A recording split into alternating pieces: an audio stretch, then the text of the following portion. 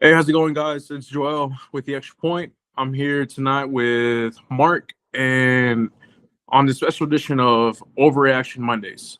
Let's get it rolling. I think we should just bring it up.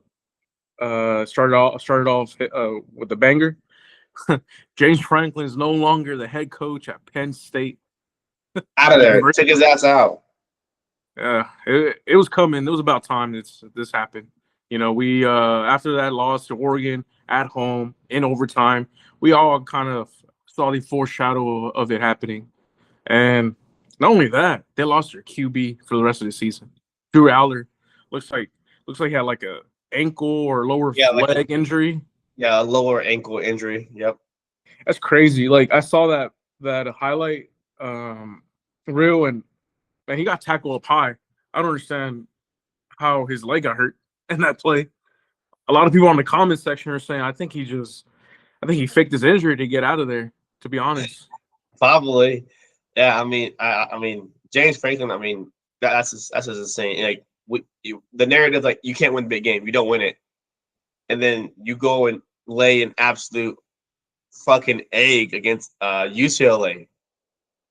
That was like, whoa, dude. Like you're on a super tight line, and Yeah. he goes and loses again at home versus Northwestern. I mean, by then I guess there's no way James Franklin was surprised that this happened to him.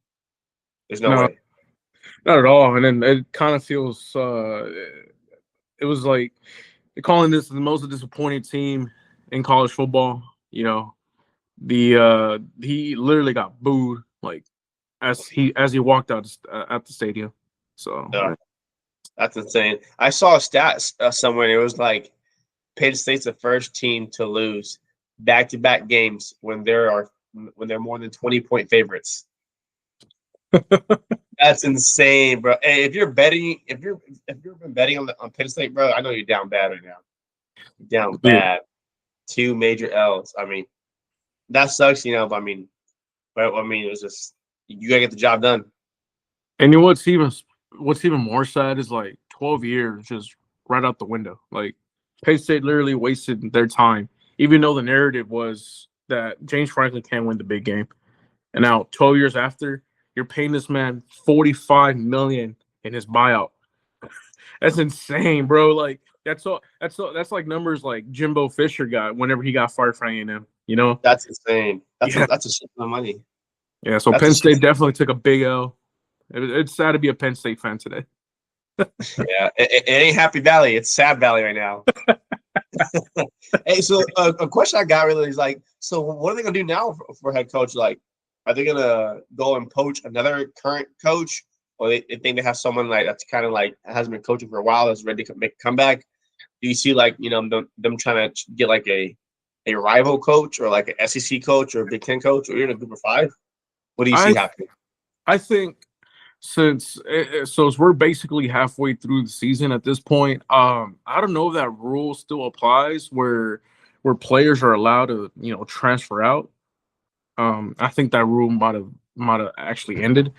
Or it might be going on. I'm not too sure about that. But I think what they're gonna do is they're gonna hire the next upcoming or the next coach that was in line, maybe the offensive coordinator, defensive coordinator, somebody that was left, to taking charge just for now. Kind of like what UCLA did. They didn't go and hire a brand new coach from a different team. They just got somebody that was in the staff already, and it's like, hey, you're gonna be uh intermediate coach until we find a coach for to take over. Um, Right.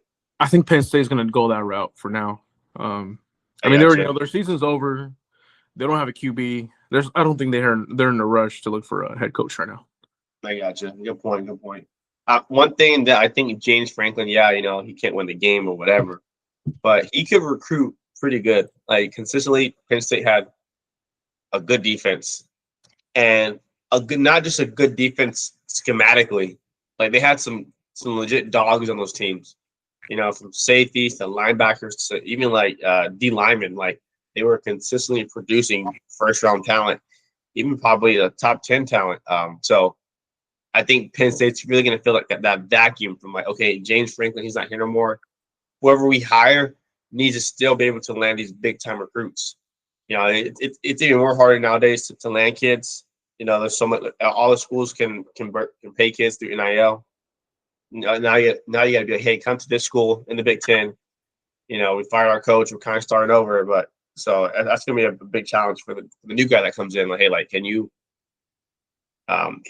continue to bring in new talent like James Franklin? I mean, he must have been a good recruiter. He must have. When he went over to your house, he must have made some good ass jokes for your family. Be like, yeah, that's the school you got to go to. No, I completely agree. Like, what do kids look for when going to Happy Valley? I mean, yeah, you play Mo Bamba at their stadium. That you're gonna just like, oh, come play over here. We play Mo Bamba. Oh yeah, coach. What do I sign? Like, there's got to be some good reasons why you want to go to Penn State now. I mean, James Franklin's out. I mean, what was there a good reason? I mean, not only do you have Ohio State to compete with, but you have now a new powerhouse in the making, Indiana, that has a proven coach. Then you got Michigan, Blue Buds, USC that looks like they're coming up as well. You got all the Oregon that that have their flashy uniforms. Like there's already 5 teams already ahead of Penn State now. Like what kind of coach do they need to go look for that could actually persuade all these kids to come to Penn State, where there's 5 other schools that I think are a lot better position than Penn State is at this moment. Yeah, I gotcha. I can tell you.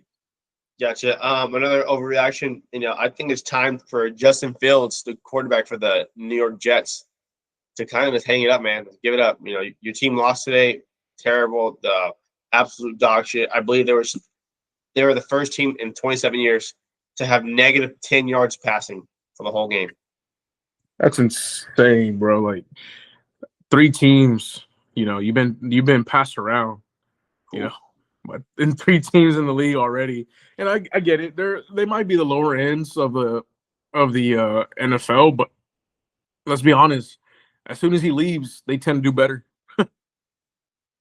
Yeah. So does it benefit the Jets to go ahead and let go to Justin Fields, and maybe their franchise will just get a little bit better? Yeah.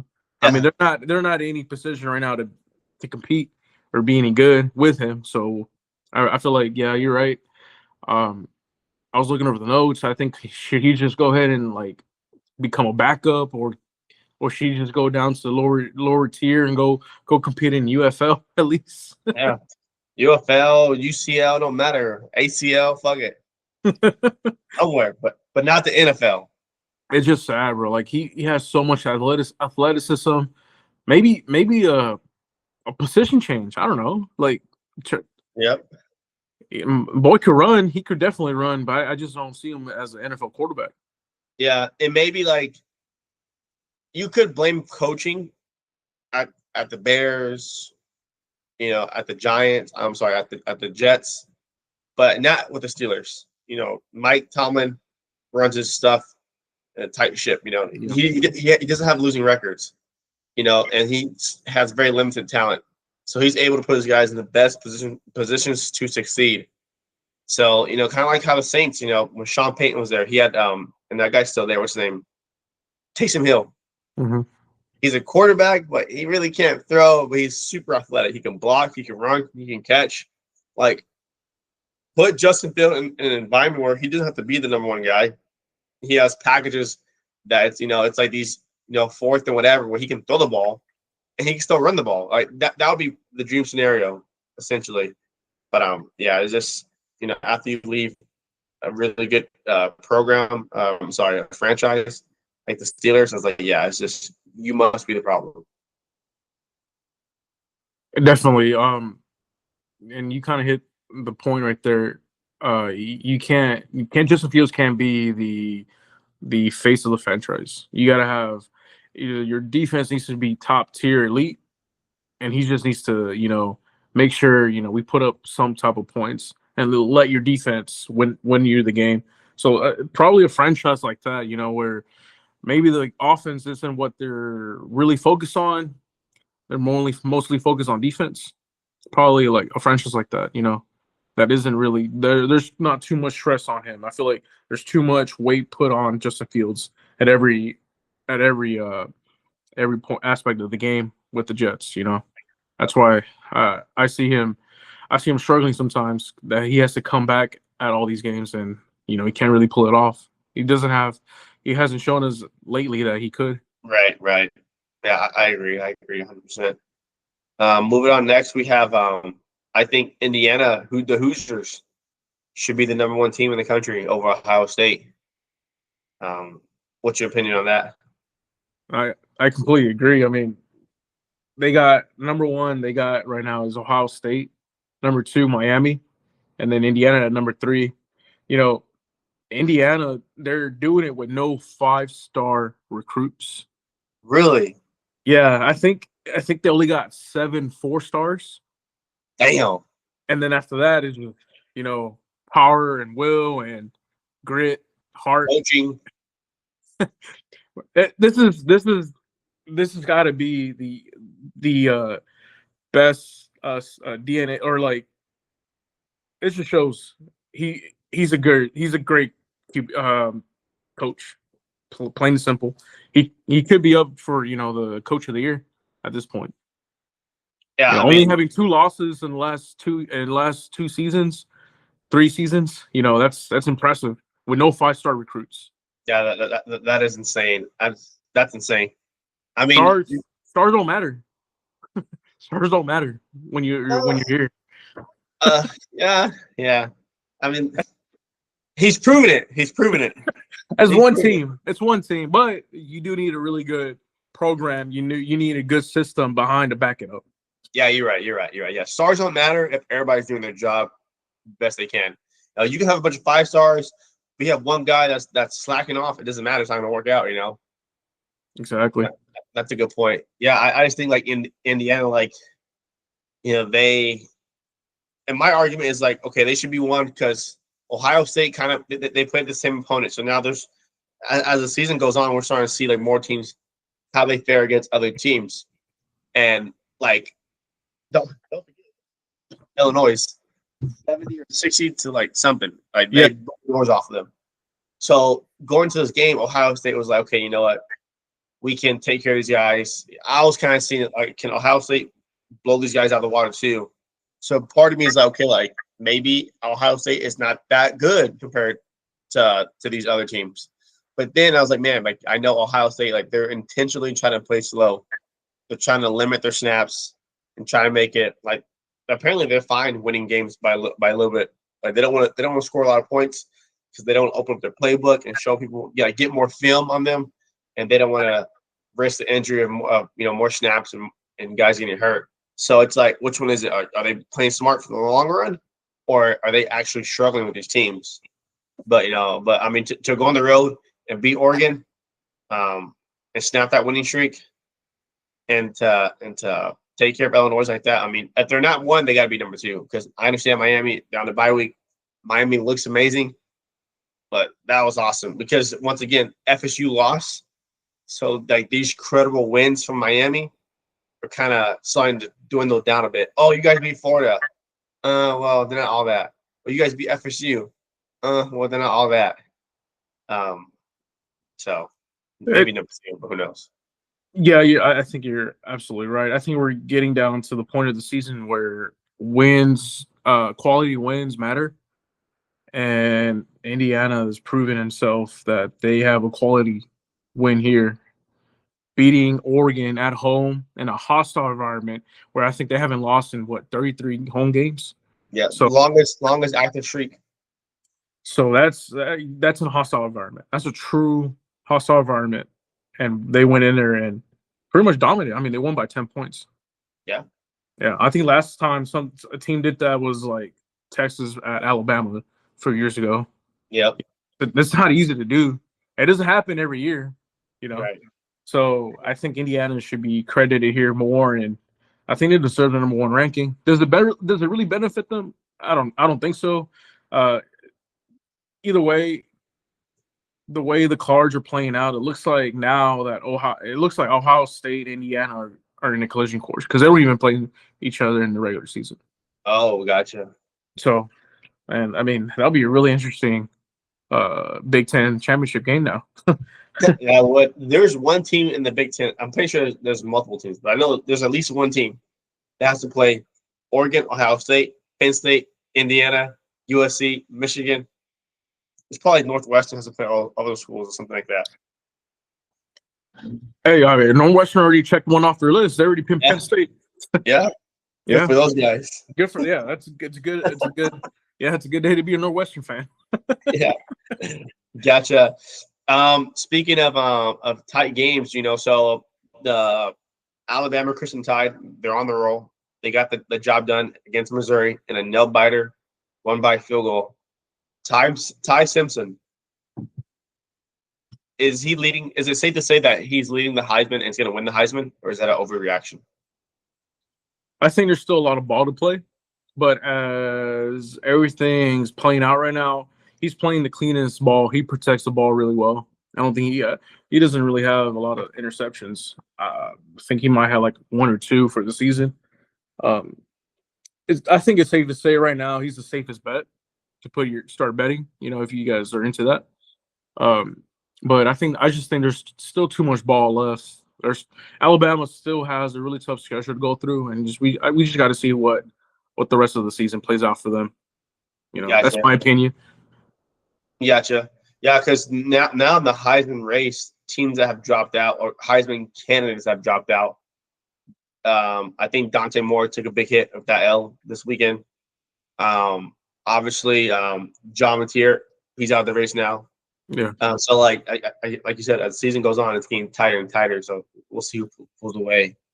Well, before we move on, I mean, the reason I say is it's still a long season. I mean, we have a good amount of teams that got knocked out of got lost that were ranked pretty high. Oregon lost, Oklahoma lost, Missouri lost, Michigan lost, Illinois lost, Arizona State lost, Iowa State lost, Florida State lost. So like all these teams lost in the top 25, and some of them had hopes of making it to their own conference championships. So now we're seeing that damn. Some of the teams that we thought that probably could have made it to their own conference championships might not even make it to the college football playoffs anymore. That's how crazy this. Yeah, this year's been insane. Yeah, it's been insane this year. Absolute roller coaster. Yeah, that's exactly. All right, let's move on. I like this take here. Was John Mateer rushed back too soon? I think so. Because like we knew John Mateer was a dog. We knew he was a baller. He balled out at Washington State and he transferred to Oklahoma. When as a Texas fan, I'm like, damn, dude, like they get these transfer quarterbacks and they always kick our ass. And John, he was a Heisman candidate for a reason. Like he's talented and he can score. But I was like, man, like if you hurt your thumb and you're cleared by doctors, like you're talented enough to be a pro quarterback, you can miss a game. You can miss a college game, especially when your team's undefeated. Like if you lose, it's not in the world. It's not like, hey, we have 2 losses, 3 losses. Like we cannot win. We can't lose another game. I get it. Your back wasn't against the wall. And also too, like if you were to lose that game, I don't think Oklahoma gets punished as harsh for saying, hey, we lost to Texas by a touchdown or field goal, whatever it was. I know it was more than that. But sorry to cut you off right there. If somebody would, so if you would have asked Brett Venables, hey Brett, hey coach, your team's gonna lose this week. Your team's gonna get blown out, regardless if you play John Mateer or your backup. Are you still gonna start John Mateer? No. Like it's insane. Like so they didn't drop too far in the AP poll. They only dropped to 14, but at what risk? You almost risk your starting quarterback season. Yep. For one game. For one game. I know it's probably highlighted in his calendar. I know probably his they've been talking to him in his in his whenever they do his season review, like, hey, you got to beat Texas. We've been embarrassed enough by Texas. We got to beat them. I know it's probably been brought up to his attention, but like, man, you almost ended a kid season here, all Yeah. because you got greedy. You could have played your your backup and still lost, and the outcome would have been the same. Yep. You probably would got punished less. Instead of Pro- 14, maybe you go down to like 12. exactly, yeah, you probably would have been punished less. Yeah, I don't know. I think he was rushed back too soon.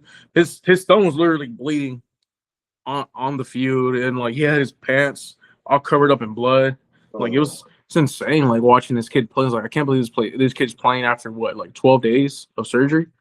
No, it was 3 weeks. Oh, it was about 3 weeks. Yeah, it's still Okay, pretty fast. yeah.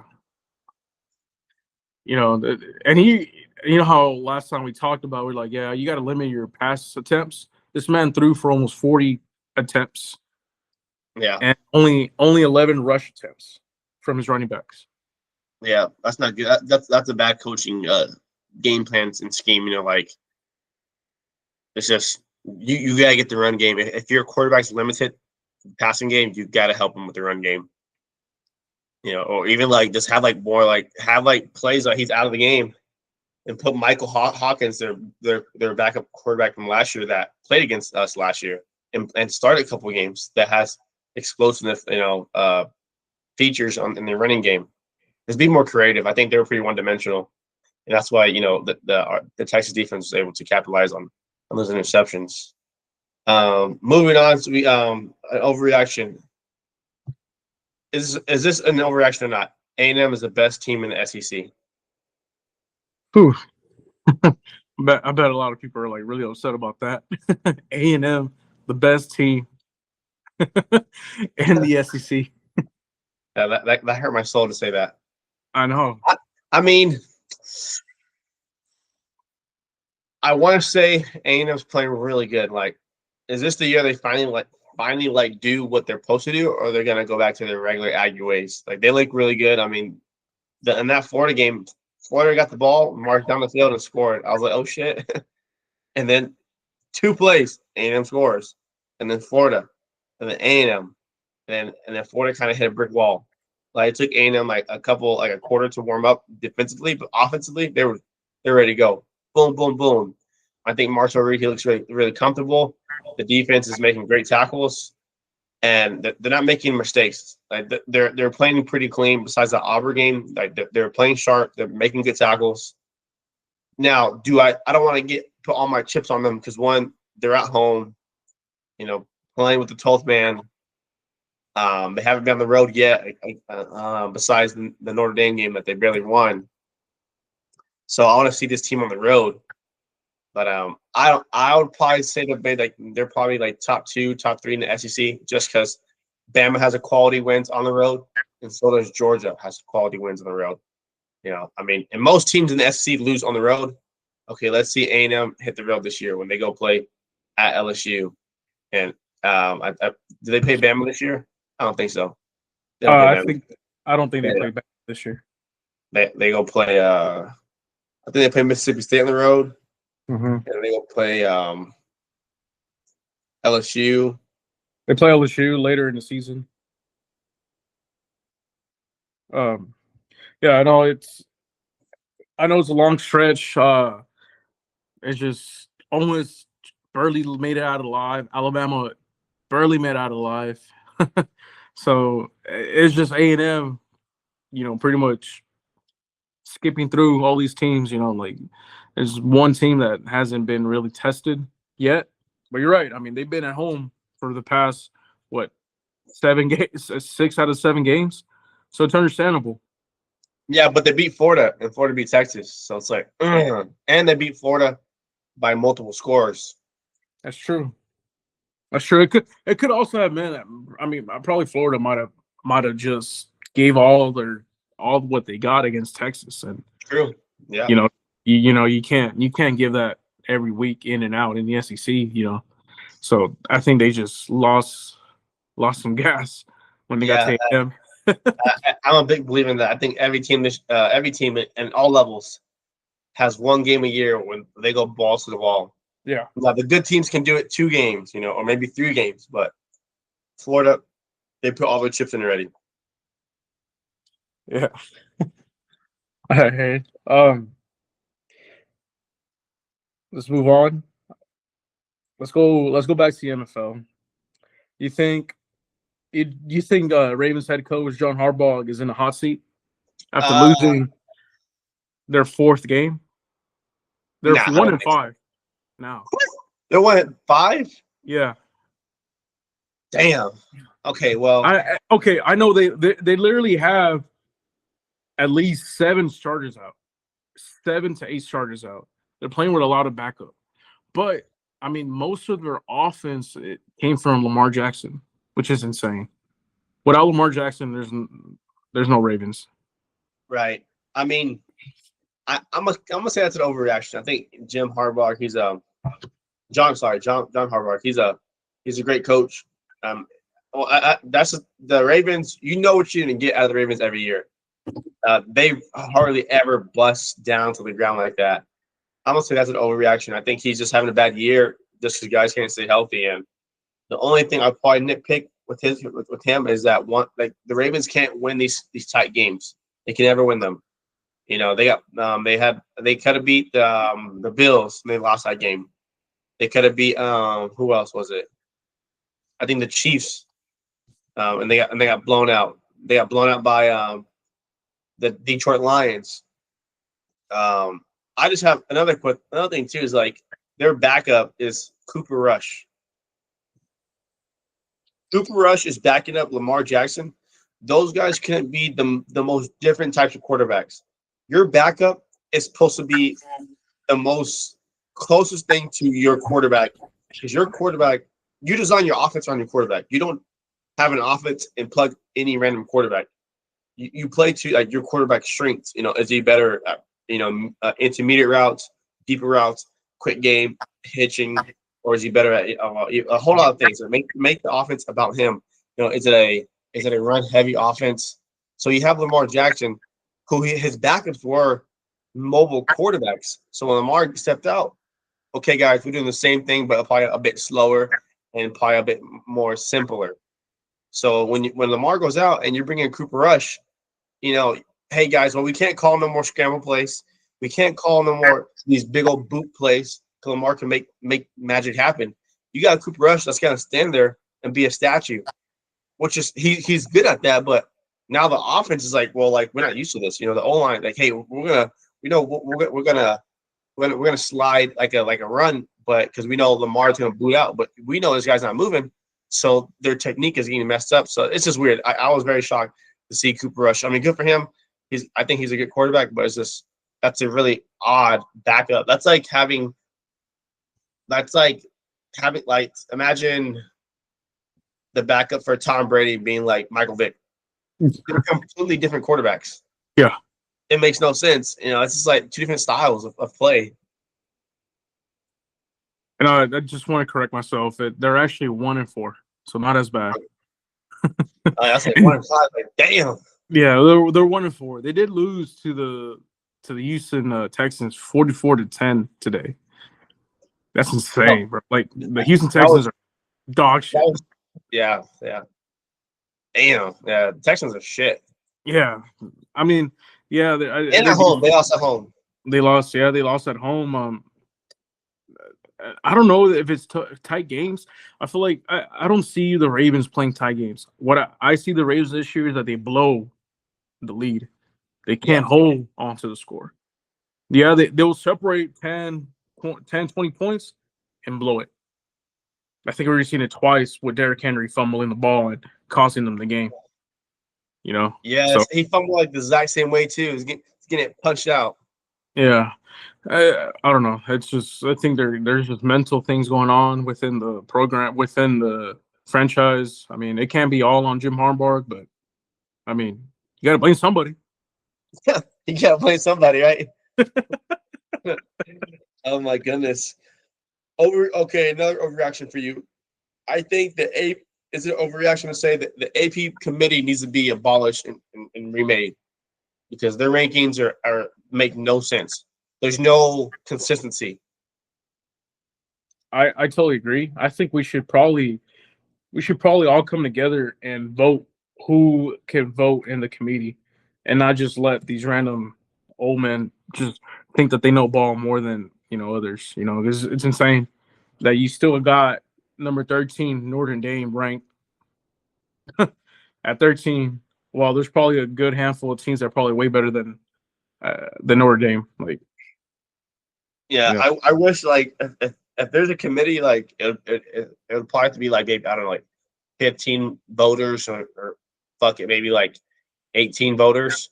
But like, can we see who the voters are? Like, okay, X amount of the group are former head coaches. Okay, X amount of them are former players, and like the middle is like a person from each conference. I don't know, like to make it like and make it transparent and have them vote. You can see like the live vote or explain why they vote this. Like explain like I mean, maybe I'm a dumbass. Maybe I'm not seeing something y'all seeing. Like I want to know why. Why is Notre Dame gonna make it back into the playoffs? I want to know why. that's true. I want to know. I don't. I want another way of thinking. Like, okay, you knock out Texas. You punish Texas for losing the Florida in the swamp. You knock them out of the 25, top 25. All right, I understand it. We lost by a touchdown. Okay, this week Texas goes, and you can't really say it's a home environment. It's a neutral site, but it's still a hostile environment. You got half the stadium cheering on Oklahoma. Right. So my argument is here. So how is it that Texas blows the waters out of Oklahoma, doesn't doesn't let them score a single touchdown, beats them by 20 points, and then you let Texas I'm sorry, Oklahoma still stay in the top 20, but you let Texas get knocked out of the top 25 Yeah. if they only lost by a touchdown in the swamp Yep. a week Yep. before. I agree 100%. Like if they knock down Texas to 24 or 22 or 25, okay, we lost 2L team, fine. But we were a ranked team for the past 3 years in a row, or maybe 4 years. No, I think three. We've been ranked. We haven't slipped out. 2 losses put us on the brink of things. You know what I'm saying? Like, and if Oklahoma's going to lose, how they slide down like six positions or seven. I mean, I don't know. I just need some answers and some more consistency from that committee. Like, be fair, and if you're gonna punish people a certain way, do it for everybody. You know? Yeah, especially for these tighter games. I mean, there was tight games this whole weekend, and a lot of these teams didn't move down a whole lot, in my opinion. But some of these teams should have. The way they lost is just insane. Like, and And plus, we schedule Ohio State because it's good for the sport. We shouldn't be punished for losing Ohio State week one. And people are saying, "Oh, in Texas, you have 2 losses." Yeah, motherfucker. One of the losses to Ohio State week one. What team in the country played an outside conference game on the road against a former playoff team? I think it's only one other team. Who played Clemson week one? and they lost. LSU. LSU did. Yeah, I get it. That was Yeah, that was like, a good those, matchup. like you know how much balls you have to be. Okay, you know what? We're gonna play a team that went to the playoffs last year, week one on the road, because we're not doing it for the money. We're doing it for the love of the game, and we're gonna get punished for that. Okay, then next year we're not gonna schedule that game.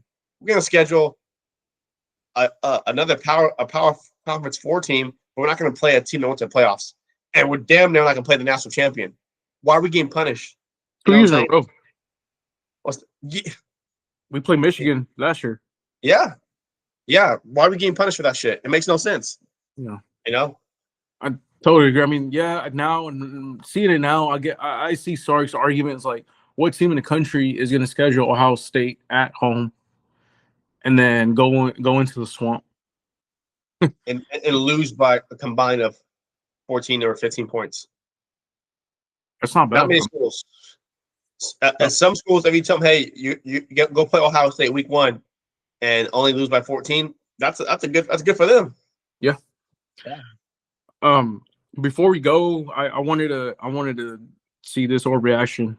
You think do you think Arch has it all figured out now after seeing him? I don't want to say he has it all figured out. I think that's an overreaction. I think Arch is growing a lot. He's growing fast. Arch is growing really fast, and I love to see that for him. He still has a lot to learn, but he's definitely making the right strides. And if this year needs to be growing pains for Arch and needs to be with mistakes, so that's fine. I'm all for it. But let's just learn from those mistakes and get better. I think Arch played much better this week. He looked more comfortable. It's just I would love to see him a bit more rhythm. Getting the ball up faster, just getting a drop and letting it rip. If it's not there, take off. Like you have that luxury, like take off. Make teams fear you. Like maybe you take off and you don't get a whole lot of yards, but you're keeping that on the minds of the defenders. But I think Arch still has quite a bit to figure out as far as like reading a defense and whatnot. Because I mean, he still has to play that Georgia defense, and Georgia plays the most NFL ready looking defense. And I mean, he saw it last year. He got in for about a couple series, and he was like, "Holy shit!" He was seeing ghosts. Yeah, that Georgia defense is going to be insane when Texas plays them. I just thought I just feel more confident about Arch now than I did earlier in the season. Watching him play against Ohio, I see the growth. I see his confidence building up. I think we're in a good spot now than we were. I feel like the O-line definitely stepped up a little, even though it still wasn't the best performance out of them. I still feel like they were able to hold a really good D-lineman, Oklahoma D-line. So it's just little bits of positivity that we can take out of this game, against Oklahoma. So I just wanted to bring it up to see what your thoughts on Arch. If he's going on the right direction, should we still be worried about him? It's just like you said perfectly. It's just probably growing pains. Yeah, growing pains, and he's getting better week in, week out. So I mean, hey, if you're gonna do stupid shit, fine, just do it like once or twice. Because this game, I feel like he was throwing weird, but he threw weird the same way. I was okay if that's the way you want to throw the football.